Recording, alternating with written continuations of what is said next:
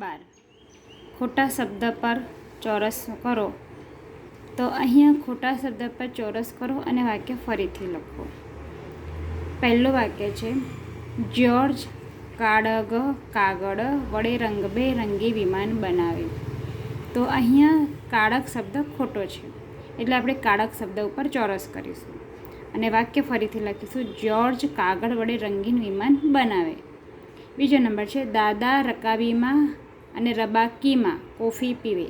તો અહીંયા રબાકી શબ્દ પર આપણે ચોરસ કરીશું અને વાક્ય લખીશું, દાદા રકાબીમાં કોફી પીવે. ત્રીજો નંબર છે, હું ભમરડો અને ભરમડો ફેરવું છું. તો અહીંયા બનશે વાક્ય, હું ભમરડો ફેરવું છું. નંબર 4 છે, દશરથને 4 પુત્ર હતા. તો અહીંયા ખોટો શબ્દ છે દશરથને, એટલે એની ઉપર આપણે ચોરસ કરીશું અને વાક્ય લખીશું, દશરથને 4 પુત્ર હતા. નંબર 5 છે, મને આંગળીએ અને આંગળીએ વાગ્યું છે. તો અહીંયા આંગળીએ શબ્દ ખોટો છે, એટલે એની ઉપર આપણે ચોરસ કરીશું અને વાક્ય લખીશું, મને આંગળીએ વાગ્યું છે. નંબર 6 છે, જબેલી સાથે ફાડફા ખવાય. તો વાક્ય જબેલી ખોટું છે અને શબ્દ જબેલી અને ફાડફા આ બંને શબ્દ ખોટા છે. તો અહીંયા વાક્ય બનશે સાચું, જલેબી ફાફડા સાથે ખવાય. 7 નંબરમાં છે, મને ભાખરી સાથે દૂધ જોઈએ. તો આ વાક્યમાં ભારખી શબ્દ ખોટો છે અને દધુ શબ્દ ખોટો છે. વાક્ય આ પ્રમાણે બનશે, મને ભાખરી સાથે દૂધ જોઈએ. નંબર 8 છે, કિરણ પગરખા ઠેણાકે ઠેકાણે કાઢ. તો અહીંયા પરગખા શબ્દ ખોટો છે અને ઠેણાકે શબ્દ ખોટો છે. વાક્ય બનશે, કિરણ પગરખા ઠેકાણે કાઢ. 9મું વાક્ય છે, શિક્ષક અને શિક્ષ અમને સારું ભવાણે અને ભણાવે છે. તો અહીંયા ખોટો શબ્દ છે શિક્ષ અને ભવાણે. સાચું વાક્ય બનશે, શિક્ષક અમને સારું ભણાવે છે. 10મું છે, અમે પતંગ ચગાવીએ છીએ. તો આ વાક્યમાં ખોટા શબ્દ છે પગંત અને ચવાગીએ. હવે એ બે શબ્દ પર ચોરસ કરી અને આપણે સાચું વાક્ય લખીશું, અમે પતંગ ચગાવીએ છીએ. હવે ચેપ્ટર ચાલુ થશે 13મું વાક્ય. તો અહીંયા છે, વાક્યને લાંબુ કરો, વધારાની માહિતી ઉમેરી વાક્ય લાંબુ કરો. ઉદાહરણ છે કે મારે ઘેર ગાય છે અને નીચે લંબાવેલું વાક્ય લખ્યું છે કે મારે ઘેર સફેદ ગાય છે. તો અહીંયા આપણે પહેલું વાક્ય જોઈએ, આકાશમાં પક્ષી ઉડે છે. તો અહીં આપણે લંબાવીશું વાક્ય કે આકાશમાં ઘણા પક્ષી ઉડે છે. બરાબર.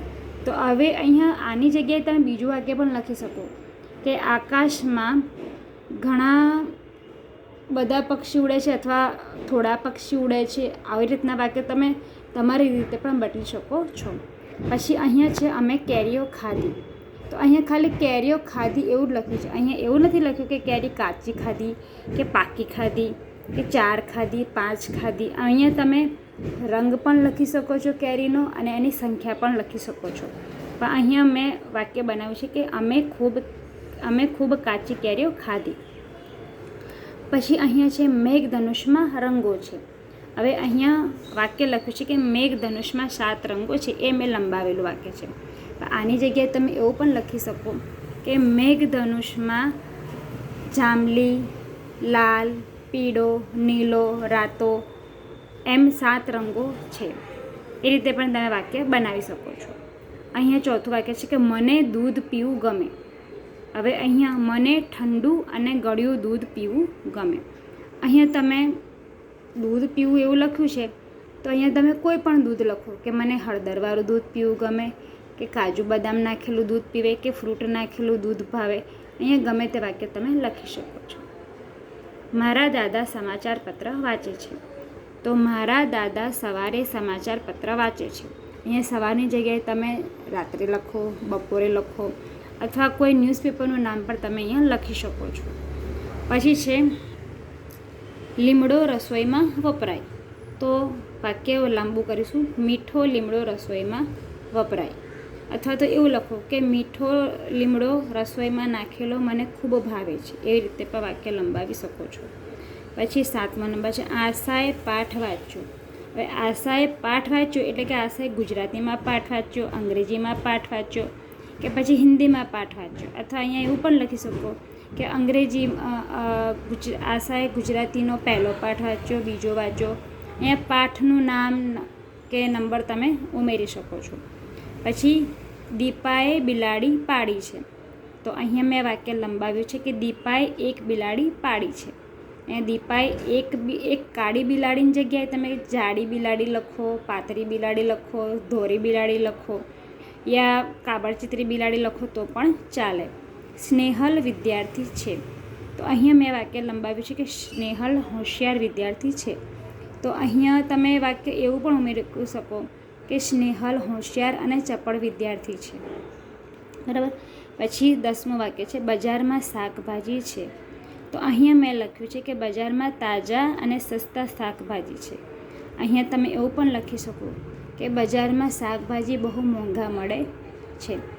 તો મિત્રો આ સાથે આપણું ચેપ્ટર 12 અને 13મું અહીંયા પૂરું કરીએ છીએ. તમને મારા વિડીયો કેવા લાગે છે તે કમેન્ટમાં લખીને જરૂર જણાવજો અને મારી ચેનલને લાઇક, શેર અને સબસ્ક્રાઈબ જરૂરથી કરજો.